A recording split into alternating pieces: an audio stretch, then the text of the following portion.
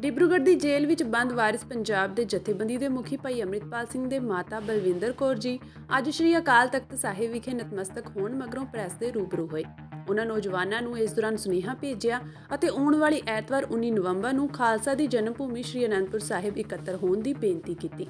ਉਹਨਾਂ ਕਿਹਾ ਕਿ ਜੇਕਰ ਭਾਈ ਅੰਮ੍ਰਿਤਪਾਲ ਸਿੰਘ ਅਤੇ ਬੰਦੀ ਸਿੰਘਾਂ ਨੂੰ ਰਿਹਾ ਕਰਵਾਉਣਾ ਹੈ ਤਾਂ ਗੁਰੂ ਘਰ ਅਰਦਾਸ ਕਰਨਾ ਹੀ ਇੱਕਮਾਤਰ ਰਾਹ ਹੈ, ਕਿਉਂਕਿ ਸੱਚੇ ਪਾਤਸ਼ਾਹ ਦੇ ਦਰ ਕੀਤੀ ਹੋਈ ਅਰਦਾਸ ਨਾਲ ਹੀ ਹੁਣ ਬੰਦੀ ਸਿੰਘਾਂ ਨੂੰ ਰਿਹਾ ਕੀਤਾ ਜਾ ਸਕਦਾ ਹੈ। ਉਹਨਾਂ ਅੱਗੇ ਕਿਹਾ ਕਿ ਵੱਧ ਤੋਂ ਵੱਧ ਨੌਜਵਾਨ ਇਸ ਐਤਵਾਰ ਨੂੰ ਸ਼੍ਰੀ ਅਨੰਦਪੁਰ ਸਾਹਿਬ ਇਕੱਠੇ ਹੋਣ ਅਤੇ ਗੁਰੂ ਸਾਹਿਬ ਦੀ ਦਰਗਾਹੀ ਦਾਤ ਖੰਡੇ ਬਾਟੇ ਦੀ ਪੋਲ ਗ੍ਰਹਿਣ ਕਰਨ ਉਪਰੰਤ ਸਿੰਘ ਸਾਜੋ ਨਸ਼ਿਆਂ ਤੋਂ ਤੋਬਾ ਕਰੋ। ਮਾਤਾ ਜੀ ਦਾ ਕਹਿਣਾ ਹੈ ਕਿ ਭਾਈ ਸਾਹਿਬ ਦਾ ਗ੍ਰਿਫਤਾਰੀ ਦੇਣ ਮੌਕੇ ਵੀ ਇਹੀ ਵਿਚਾਰ ਸੀ ਕਿ ਅੰਮ੍ਰਿਤ ਛਕਾਉਣ ਦੀ ਲਹਿਰ ਰੁਕਣੀ ਨਹੀਂ ਚਾਹੀਦੀ।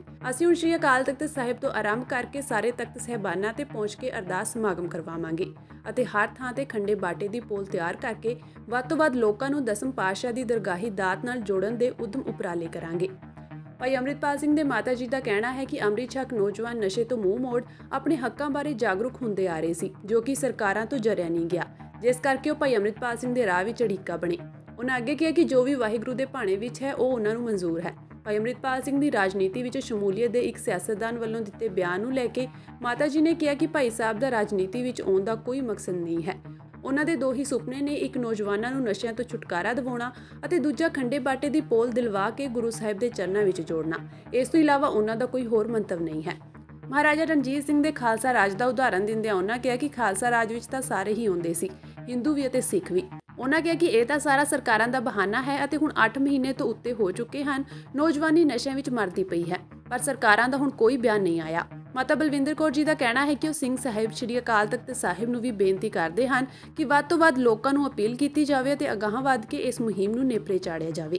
ਅਸੀਂ ਇਹ ਸੰਗਤ ਨੂੰ ਕਹਿਣਾ ਚਾਹੁੰਦੇ ਕਿ ਪੰਜਾਂ ਤਖਤਾਂ ਤੇ ਹੀ ਮਤਲਬ ਅਰਦਾਸ ਕਰਾ ਕੇ ਅਖੰਡ ਪਾਠ ਸਾਹਿਬ ਕਰਾ ਕੇ ਅਰਦਾਸ ਕਰਾਉਣੀ ਹੈ। ਸਾਰੀਆਂ ਸੰਗਤਾਂ ਨੂੰ ਅਪੀਲ ਹੈ ਵੀ ਵੱਧ ਚੜ ਕੇ ਪਹੁੰਚੋ, ਅਰਦਾਸ 'ਚ ਸ਼ਾਮਲ ਹੋਵੋ, ਕਿਉਂਕਿ ਮਹਾਰਾਜ ਵਾਹਿਗੁਰੂ ਦੇ ਘਰੋਂ ਇਨਾਮ ਮਿਲਣਾ ਵਾ ਤੇ ਅਰਦਾਸ ਨਾਲ ਹੀ ਹੋ ਸਕਦਾ ਕਿ ਸਾਰੇ ਬੰਦੀ ਸਿੰਘਾਂ ਨੂੰ ਰਿਹਾਈ ਮਿਲੇ। ਗੁਰੂ ਘਰੋਂ ਮਿਲਣੀ ਹੈ ਰਿਹਾਈ, ਤੇ ਇਸ ਕਰਕੇ ਅਸੀਂ ਇਹ ਫੈਸਲਾ ਲਿਆ 19 ਤਰੀਕ ਨੂੰ ਐਤਵਾਰ 10 ਵਜੇ ਉੱਥੇ ਅਰਦਾਸ ਹੋਊਗੀ ਤੇ ਵੱਧ ਤੋਂ ਵੱਧ ਸਾਰੇ ਨੌਜਵਾਨ ਅਰਦਾਸ 'ਚ ਸ਼ਾਮਲ ਹੋਣ ਤੇ ਅੰਮ੍ਰਿਤ ਸੰਚਾਰ ਬਾਅਦ 'ਚ ਕਰਵਾਇਆ ਜਾਊਗਾ। ਸਾਰੇ ਜਾਣੇ ਵੱਧ ਤੋਂ ਵੱਧ ਅੰਮ੍ਰਿਤ ਸੰਚਾਰ ਕਰਨ, ਕਿਉਂਕਿ ਜਿਹੜੇ ਕਕਾਰ ਆ ਫਰੀ ਦਿੱਤੇ ਜਾਣਗੇ ਪਰਿਵਾਰ ਵੱਲੋਂ। ਜਿੰਨੇ ਵੀ ਭੈਣਾਂ ਭਰਾ ਜਿੰਨੇ ਵੀ ਨੌਜਵਾਨ ਅੰਮ੍ਰਿਤ ਛਕ ਸਕਦੇ ਆ, ਵੱਧ ਤੋਂ ਵੱਧ ਭਾਈ ਸਾਹਿਬ ਦਾ ਇਹ ਹੀ ਮਤਲਬ ਫੈਸਲਾ ਸੀ ਗ੍ਰਿਫਤਾਰੀ ਦੇਣ ਦੇ ਸਮੇਂ ਵੀ ਅੰਮ੍ਰਿਤ ਸੰਚਾਰ ਦੀ ਜਿਹੜੀ ਲਹਿਰ ਆ ਉਹ ਬੰਦ ਨਹੀਂ ਹੋਣੀ ਚਾਹੀਦੀ। ਤੇ ਇਸ ਕਰਕੇ ਅਸੀਂ ਉਹ ਜਿੰਨੇ ਵੀ ਤਖਤਾਂ ਤੇ ਕਰਾਵਾਂਗੇ ਉੱਥੇ ਅੰਮ੍ਰਿਤ ਸੰਚਾਰ ਹੋਊਗਾ। ਬਾਅਦ ਵਿੱਚ ਤਾਂ ਨਹੀਂ ਲੱਗਾ ਕਿ ਜਿਹੜੇ ਖੰਡੇ ਬਾਟੇ ਦੀ ਪਹੁੰਚ ਸਕੇ ਨੌਜਵਾਨ ਜਾਗਣ ਡੈ ਪਏ ਨੇ, ਜਾਗਰੂਕ ਹੁੰਦੇ, ਉਹਨਾਂ ਨੂੰ ਆਪਣੇ ਹੱਕਾਂ ਦਾ ਪਤਾ ਲੱਗਦਾ। ਇਹ ਤੇ ਸਰਕਾਰਾਂ ਕੋਲ ਜਰਿਆ ਨਹੀਂ ਗਿਆ। ਇਸੇ ਕਰਕੇ ਤਾਂ ਖਾਲਸਾ ਵਹੀਰ ਤੋਂ ਹੀ ਉਹਨਾਂ ਨੂੰ ਸਰਕਾਰਾਂ ਨੂੰ ਡਰ ਸੀ ਵੀ ਇਹਦੇ 'ਚ ਨੌਜਵਾਨ ਜਾਗਰੂਕ ਬਹੁਤ ਹੋ ਰਹੇ ਸੀ। ਇਸੇ ਕਰਕੇ ਉਹਨਾਂ ਭਾਈ ਅੰਮ੍ਰਿਤਪਾਲ ਸਿੰਘ ਨੂੰ ਨਹੀਂ ਇਹ ਕੰਮ ਕਰਨ ਦਿੱਤਾ। ਚਲੋ ਜੋ ਬਾਕੀ ਵਾਹਿਗੁਰੂ ਦੇ ਭਾਣੇ ਵਿੱਚ ਹੋਊਗਾ। ਸਿਆਸਤਦਾਨ ਕਹਿ ਰਹੇ ਨੇ ਕਿ ਭਾਈ ਅੰਮ੍ਰਿਤਪਾਲ ਨੂੰ ਇਲੈਕਸ਼ਨ ਦੇ 'ਚ ਉਤਾਰਿਆ ਜਾਵੇਗਾ। ਨਹੀਂ ਇਹ ਭਾਈ ਸਾਹਿਬ ਦੀ ਕੋਈ ਨਹੀਂ। ਚਲੋ ਜੇ ਕਿਸ ਲੀਡਰ ਨੇ ਕਿਹਾ ਵਾ ਉਹਦਾ ਅਸੀਂ ਦਿਲੋਂ ਸਤਿਕਾਰ ਕਰਦੇ ਹਾਂ। ਬਾਕੀ ਜਿੱਦਾਂ ਤੁਸੀਂ ਕਹਿ ਰਹੇ ਹੋ ਕਿ ਸਤਿਕਾਰ ਕਰਦੇ ਹੋ ਉਸ ਲੀਡਰ ਦਾ, ਨਹੀਂ ਉਹਨਾਂ ਦੀ ਖਬਰ ਦੇਣ ਦਾ ਹੀ ਸਤਿਕਾਰ ਕਰਦੇ ਹਾਂ। ਬਾਕੀ ਭਾਈ ਸਾਹਿਬ ਦਾ ਇਹ ਕੋਈ ਮਕਸਦ ਨਹੀਂ ਹੈ। ਉਹਨਾਂ ਦਾ ਇਹ ਹੀ ਹੈ ਨੌਜਵਾਨੀ ਨੂੰ ਬਚਾਉਣਾ ਵਾ, ਨਸ਼ੇ ਛਡਾ ਕੇ ਤੇ ਅੰਮ੍ਰਿਤ ਛਕਾਉਣਾ, ਗੁਰੂ ਨਾਲ ਜੋੜਨਾ ਵਾ ਤੇ ਮਤਲਬ ਅੰਮ੍ਰਿਤ ਸੰਚਾਰ ਕਰਾਉਣਾ, ਨਸ਼ੇ ਛਡਾਉਣੇ, ਇਹ ਦੋ ਹੀ ਉਹਨਾਂ ਦੇ ਮਕਸਦ ਵਾ।